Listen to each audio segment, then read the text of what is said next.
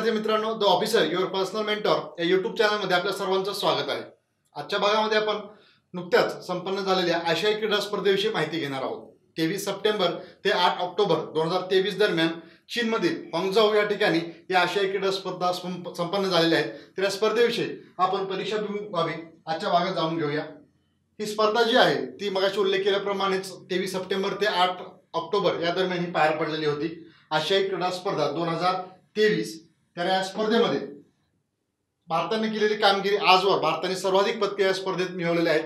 त्याचबरोबर या स्पर्धेमध्ये सर्वाधिक पदके कोणत्या देशाने पटकावलेली आहेत, तसेच इतर खेळाडूंची कामगिरी, महिलांनी या स्पर्धेमध्ये किती पदकं जिंकलेली आहेत, तसेच या स्पर्धेविषयीचा थोडक्यात इतिहास, ही स्पर्धा कितवी आहे, या स्पर्धेला कधी सुरुवात झालेली आहे, अशा काही प्रमुख बाबी आपण आजच्या सेशनमध्ये पाहणार आहोत।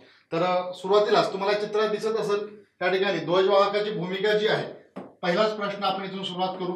या स्पर्धेविषयी माहिती घेत असताना आशियाई क्रीडा स्पर्धेविषयी त्यामध्ये या ठिकाणी तुम्हाला ध्वजवाहकाची भूमिका जी आहे तर या ठिकाणी निभावलेली दिसत आहेत। दोन खेळाडू, एक महिला एक पुरुष, दोघे जण आहेत।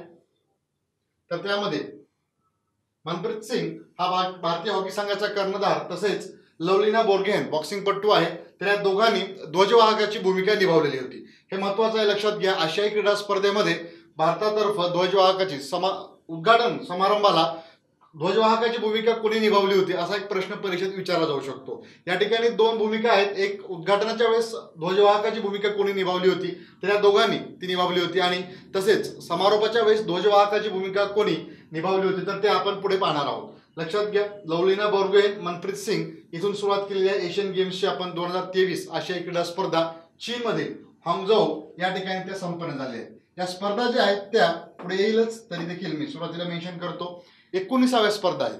या स्पर्धेची थोडक्यात पार्श्वभूमी पाहत असताना 1951ला या स्पर्धेची सुरुवात झालेली आहे। 1951 या वर्षी दिल्लीमध्येच, भारतामधील दिल्ली या ठिकाणी या स्पर्धेला सुरुवात झालेली होती, आणि ही आता 2023 ची 19वी एडिशन आहे।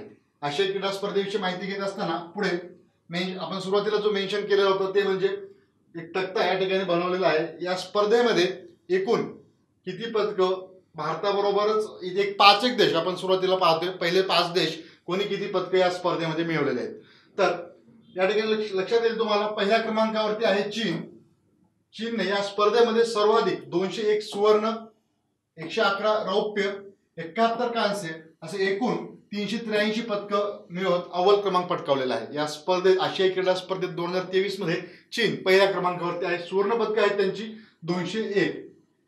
चीन बद्दल काय लक्षात ठेवायचं आपल्याला, तर चीनने किती सुवर्ण पदक मिळवली ते महत्त्वाचं, आणि एकूण संख्या, एकूण पदके किती पटकावली 383, पहिल्या क्रमांकावरती चीन, हे झालं महत्त्वाचं। एवढंच आपल्याला पहिल्या क्रमांकाबद्दल लक्षात ठेवायचं आहे।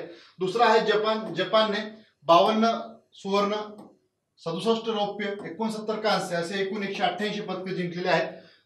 या जपानबद्दल किती पदके जिंकली हे विचारणार नाही, फक्त दुसरा क्रमांक जर जोड्या मध्ये विचारलं गेलं तर ती माहिती असावं, त्या कारण एवढंच लक्षात ठेवायचं आहे। दुसऱ्या क्रमांकावरती जपान हा देश आहे। त्यानंतर पदकांच्या बाबतीत मात्र पुन्हा एकदा इथे तुम्ही 201 पदकं सुवर्ण जे आहेत ते चीनने जिंकलेले आहेत, ते महत्त्वाचं, आणि टोटल संख्या त्यांच्याबद्दल एवढी माहिती आपल्याला घ्यावायची आहे। त्यानंतर सेकंड पाहिलं जपान। तिसऱ्या क्रमांकावरती आहे कोरिया। कोरियानं 42 सुवर्ण, 59 रौप्य, 89 कांस्य असे एकूण 190 पदकं त्या ठिकाणी जिंकलेले आहेत। त्यानंतर लागतो भारताचा क्रमांक, जे की महत्त्वाचा आपल्याला लक्षात ठेवायचा आहे। गुणतालिकेमध्ये भारत आशियाई क्रीडा स्पर्धेमध्ये 4थ्या क्रमांकावरती विराजमान आहे। कितवा क्रमांक विचारला गेला इथपासून आपण माहिती घेऊया, तर 4थ्या क्रमांकावरती भारत आहे। भारताने या स्पर्धेत सर्वाधिक पदके पटकावताना 28 पदकं जी आहेत ती त्यांनी सुवर्ण पदकं आहेत भारताची। 10 प्लस केल्यानंतर लक्षात ठेवायला बरं आहे बघा, म्हणजे 28 + 10 म्हणजे 38 रौप्य पदक। रौप्य पदकांची संख्या आपली महत्त्वाची आहे। त्यानंतर 3 प्लस करा 41, ही एकूण जी आहेत 107 पदकं भारताने पटकावलेली आहेत। ओके, 28 सुवर्ण, 38 रौप्य आणि 41 कांस्य पदके, एकूण भारत 107 पदकं। भारताबद्दल माहिती घेत असताना भारताची सर्व पदकं आपल्याला माहिती असणं गरजेचं आहे। त्यामध्ये सुवर्ण किती, रौप्य किती, कांस्य किती, आणि एकूण संख्या 107 आहे, जी की सर्वाधिक आहे। याआधी 2018 मध्ये ज्यावेळेस जकार्ता, इंडोनेशियामधील जकार्ता या ठिकाणी या स्पर्धा संपन्न झाल्या होत्या आशियाई क्रीडा स्पर्धा, त्यामध्ये भारताने सर्वाधिक पदके पटकावताना 70 पदकं जिंकलेली होती। तर आता विक्रम रचला गेला आहे भारताद्वारे, 100 पदकं भारताने पहिल्यांदाच गाठलेली आहेत, आणि 107 टोटल पदकांची संख्या आहे 107, त्यात सुवर्ण आहेत 28 सुवर्ण पदकं। तर भारताचा क्रमांक चौथा, हे महत्वाचं. त्यानंतर उझबेकिस्तान आहे 5व्या क्रमांकावरती, 22 सुवर्ण, 18 रौप्य, 31 कांस्य, एकूण 71. असे 5 राष्ट्र आपण पाहिले फक्त. त्यामध्ये महत्वाचं पुन्हा एकदा रिपीट करतो, चीनचं 1 सुवर्ण पदक आणि एकूण पदक लक्षात ठेवायचे आहे. आणि क्रमांक फक्त लक्षात ठेवा 4 जोड्या लावामध्ये विचारलं गेलं तर. आणि भारताबद्दल सर्व माहिती असणं आवश्यक आहे. यानंतर पुढे पाहूया. या स्पर्धेविषयी माहिती घेत असताना यात भारताच्या महिलांनी या ठिकाणी म्हणजे महत्वपूर्ण कामगिरी केली, उल्लेखनीय कामगिरी केलेली आहे आणि त्यांनी अनेक पदकं या ठिकाणी मिळवलेली आहेत.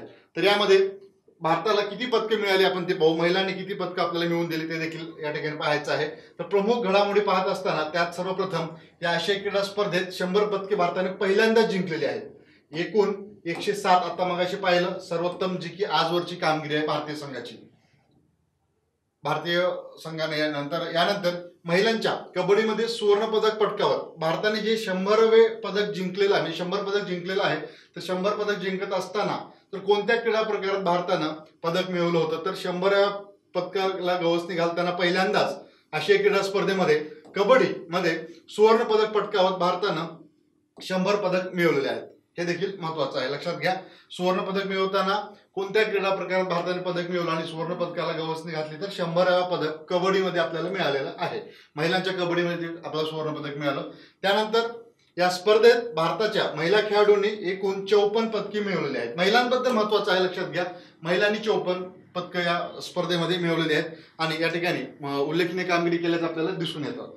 या स्पर्धेत भारताच्या नेमबाजांनी सर्वाधिक पदके जिंकलेली आहेत. तर कोणत्या क्रीडा प्रकारात भारताला सर्वाधिक पदके म्हणजे मिळाली किंवा भारताने पटकावलेली आहेत, तर क्रीडा प्रकार आहे तो नेमबाजी. फक्त आपण परीक्षा घेऊन बाबी जाणून घेतो, लक्षात घ्या.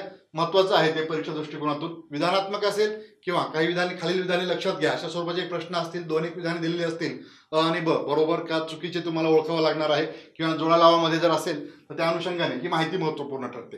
या 19व्या आशियाई क्रीडा स्पर्धेमध्ये नेमबाजी या क्रीडा प्रकारात भारताने सर्वाधिक सुवर्ण पदक जिंकलेली आहेत, ती म्हणजे 7. त्याचं डिवायडेशन आपण इथे खाली केलेलंच आहे. 22 एकूण पदकं आपण नेमबाजीत जिंकलेली आहेत. त्यामध्ये सुवर्ण पदकं आहेत 7, 9 पदकं आहेत हे रौप्य आणि 6 पदकं आहेत कांस्य. ओके, तर एकूण 22 पदकं जी आहेत सर्वाधिक नेमबाजी या क्रीडा प्रकारात भारताने मिळवलेली आहे. भारताच्या एकूण ह्या स्पर्धेमध्ये पदकांची संख्या होती, पथक होतं भारताचं 100, पथक संख्या जी आहे ती 651. त्यामध्ये महिला होते 322 आणि पुरुषांची संख्या होती 329. हे देखील महत्वाचं आहे. जसं आपण ऑलिम्पिक स्पर्धेविषयी माहिती घेत असताना भारताच्या स्क्वॅडमध्ये किती महिला आणि किती पुरुष होते हे पाहत असतो, तसं आशियाई क्रीडा स्पर्धेत देखील हे महत्वाचं ठरतं. तर महिलांची संख्या 322, पुरुषांची 329, अशी एकूण 651 या ठिकाणी भारतातर्फ सहभागी होते. त्यानंतर भारतीय खेळाडूंनी एकूण 36 क्रीडा प्रकारामध्ये भाग घेतलेला होता. ॲथलेटिक्समध्ये सर्वाधिक ॲथलेटिक्स प्रकारात प्रथमच भारताने 29 पदके पटकावलेली आहेत. ओके, ॲथलेटिक्समध्ये 29 पदके भारताने मिळवलेली आहेत. यानंतर जसं मगाशी उल्लेख केला होता सेशनच्या सुरुवातीलाच, ध्वजवाहकाची भूमिका सुरुवातीला उद्घाटन समारंभाच्या वेळेस ध्वजवाहकाची भूमिका जी आहे मनप्रीत सिंग आणि लवलीना बोर्गोहेन यांनी निभावलेली होती. त्याचप्रमाणे समारोप सोहळ्यास तुम्हाला चित्रात दिसत आहे, भारताच्या समारोप सोहळ्यास भारताच्या वतीने भारताचा गोलरक्षक पी श्रीजेश याने समारोपाला भारताकडून ध्वजवाहकाची भूमिका निभावलेली होती. हे दोन्ही महत्वाचं आहे, लक्षात घ्या. हॉकीपटू आहे, गोलरक्षक आहे भारतामध्ये, भारताच्या हॉकीच्या संघामध्ये तो गोलरक्षकाची भूमिका निभावतो, त्याने ध्वजवाहकाची भूमिका निभावली होती.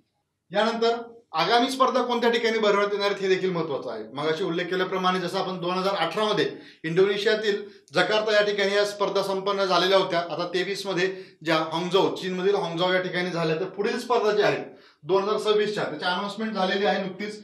या स्पर्धा ज्या आहेत त्या जपान या देशात भरवण्यात येणार आहेत. जपानमध्ये कोणत्या ठिकाणी, तर आईची नागोया या ठिकाणी या स्पर्धा आहेत. 2026च्या एशियन गेम्स जे आहेत स्पर्धा ते होणार आहेत. तर त्यानंतर आपण या स्पर्धा पुढच्या स्पर्धेविषयी पुढील आणखीन काही घडामोडी आपल्याला आल्यानंतर पुढच्या सेशनमध्ये पाहूच्या. त्यानंतर या स्पर्धा कितवी होती, 19वी स्पर्धा सुरुवातीला उल्लेख केला होता याचा. 19वी स्पर्धा महत्वाचा आहे. दर 4 वर्षाला ही एकदा स्पर्धा भरवण्यात येते. समारोप सोहळ्याच्या वेळेस ब्रीदवाक्य होतं, हृदयापासून ते हृदयापर्यंत हे समारोप सोहळ्यात त्याचं ब्रीदवाक्य होतं या क्रीडा स्पर्धेचं. तर अशा प्रकारची ही महत्वाची माहिती नुकतेच एशियन गेम्स स्पर्धा ज्या आहेत त्या संपन्न झालेल्या आहेत, त्या कारणाने आपण परीक्षाभिमुख माहिती या ठिकाणी घेतलेली आहे. तर या माहिती व्यवस्थित नोट करून घ्या. एखादा प्रश्न परीक्षेमध्ये विचारला गेलास तर या माहितीतून तुम्हाला तो यावा आणि तुमचा प्रश्न तो सॉल्व्ह व्हावा, हाच आपला एकमेव उद्देश. त्या कारणाने आपण ही व्यवस्थित डिटेलमध्ये माहिती घेतलेली आहे आशियाई क्रीडा स्पर्धेविषयी 2023च्या. ओके, 1951 सुरुवात झाली होती. दिल्लीमध्ये पहिल्यांदा ही स्पर्धा भरवण्यात आली होती आणि आगामी स्पर्धा जी आहे जपान या देशात भरवण्यात येत आहे. तसेच या स्पर्धेविषयी बद्दल आणखी एक माहिती सांगताना, बॅडमिंटन या क्रीडा प्रकारात दुहेरीमध्ये भारताच्या खेळाडूंनी प्रभावी कामगिरी करत असताना पहिल्यांदा सुवर्ण पदक देखील मिळवलेलं आहे. तसेच भालाफेकीत नीरज चोपडा एक स्टार खेळाडू असल्या कारणाने त्याच्याबद्दल एक थोडी माहिती असावी. त्याने देखील या आशियाई क्रीडा स्पर्धेत सुवर्ण पदक मिळवलेलं होतं. तर अशा स्वरूपाची थोडक्यात माहिती या आशियाई क्रीडा स्पर्धेविषयी. तर आजच्या भागात या ठिकाणी थांबणार आहोत आपण. यानंतरचा महत्त्वाचा सेशन असणार आहे आपला पुढील सेशन, जो म्हणजे नोबेल पुरस्काराविषयी. आपण याआधी थोडंसं नोबेल पारितोषिक जे की सुरुवातीच्या टप्प्यामध्ये जाहीर करण्यात आलं होतं ते म्हणजे वैद्यकशास्त्र आणि भौतिकशास्त्र, ते दोन विषयी फक्त माहिती घेतली होती. यानंतर इतर जे आहेत रसायनशास्त्र, त्यानंतर शांतता, साहित्य आणि अर्थशास्त्र याविषयी आपण माहिती घेणार आहोत. त्याचबरोबर त्या क्षेत्रामध्ये त्या व्यक्तींना पुरस्कार मिळालेला आहे, त्यांची काय कामगिरी म्हणजे त्यांनी काय कार्य केलं तर त्याविषयी माहिती घेत असतानाच 2022 मध्ये कोणाला नोबेल पुरस्कार मिळाला होता विविध क्षेत्रामध्ये, 6 जे क्षेत्र आहेत तर त्याविषयी देखील आपण पुढच्या सेशनमध्ये माहिती घेणार आहोत. तर ते महत्त्वाचं ठरणार आहे, कारण या वर्षीच्या परीक्षेत कुठल्याही परीक्षेत 2022च्या नोबेल पुरस्काराविषयी प्रश्न विचारला गेला नव्हता. त्या कारणाने 23 तर आहे महत्त्वाचं, परंतु काही जे आहे म्हणजे साहित्य आणि शांतता तरी आपल्याला या दोन क्षेत्रामध्ये नोबेल पारितोषिक कोणाला मिळालं होतं हे परीक्षेत विचारलं जाऊ शकतं, म्हणजे 2022चं. त्या कारणाने ते महत्त्वाचं ठरतं. म्हणून येणाऱ्या सेशनमध्ये तो आपला महत्त्वपूर्ण सेशन असणार आहे. सायमल्टेनियसली 2022-23 या दोन्ही वर्षातल्या नोबेल पुरस्काराविषयी आपण व्यवस्थितरित्या माहिती घेणार आहोत. तर भेटूया नेक्स्ट सेशनमध्ये. Thank you so much. The officer your personal mentor चॅनलच्या नवनवीन अपडेट्ससाठी चॅनलला लाईक, सबस्क्राईब आणि शेअर करा. थँक्यू.